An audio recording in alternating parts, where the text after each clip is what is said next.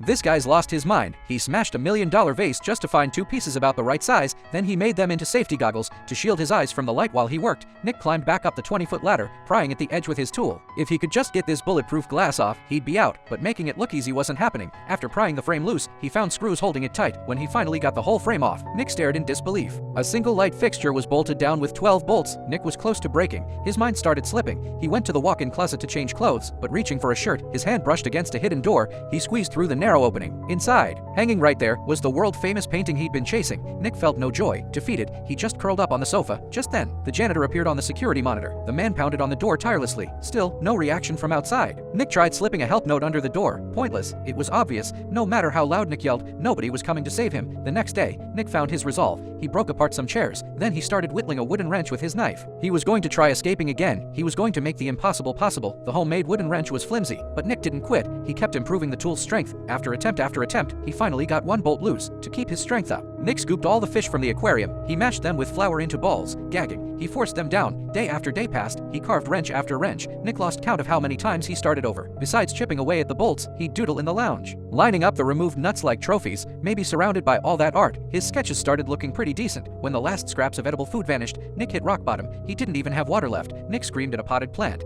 Maybe sheer desperation kicked in. Nick suddenly had a bright idea. Trigger the smoke detector on the ceiling to get the building manager's attention. That could mean rescue. He gathered paper scraps. Using a magnifying glass, he focused sunlight to start a flame. He held the burning paper up to the smoke detector. Instantly, the apartment sprinklers drenched everything like a downpour. Nick's heart sank. The building's waterproofing was freakishly good. Nobody outside noticed a thing. On the bright side, at least he had water now. Then came the bad luck, working the very last nut. Nick's foot slipped. He crashed down from the ladder. In the days that followed, Nick's mind played tricks. He saw the janitor glide silently into the room. The man knelt and kissed him. Day 30. Snow drifted past the apartment windows, holding the final nut. Nick's arms shook violently.